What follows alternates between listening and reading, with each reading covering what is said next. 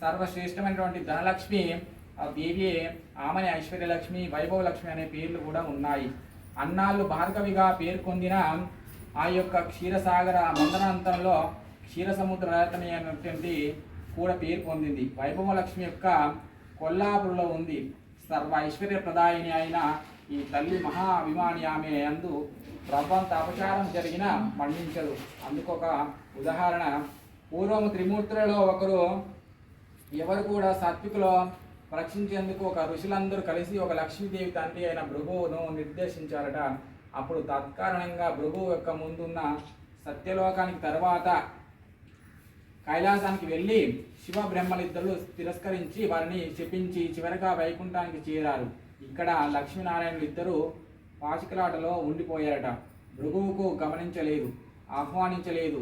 అందుకు ఋషి కోపం వచ్చి ఆ రమా మధువులిద్దరు కూడా తనకు కూతురు అల్లుడు కావటం వలన మరింత గ్రహించి విష్ణు యొక్క వక్షస్థలాన్ని తన్నాడట.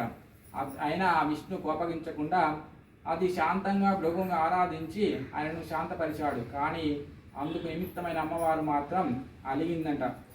తన నివాస స్థలమైనటువంటి విష్ణు యొక్క వక్షస్థలాన్ని తన్నావు కదా, మీరు ఆ భృగుని శిక్షించడానికి కూడా వదిలిన శ్రీహరి మీద కూడా అలిగి వైకుంఠాన్ని వదిలిపెట్టి ఇంటికి వెళ్ళిపోయిందట.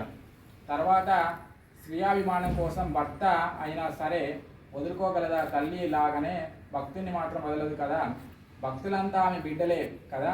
బిడ్డల దోషాన్ని తల్లి క్షమిస్తుంది. ఆ విధంగా వైకుంఠాన్ని వదిలి భూలోకంలో తనను ఆరాధించే భక్త కోటికి ఉద్ధరించేందుకై కొల్లాపురంలో వేచి ఉందట.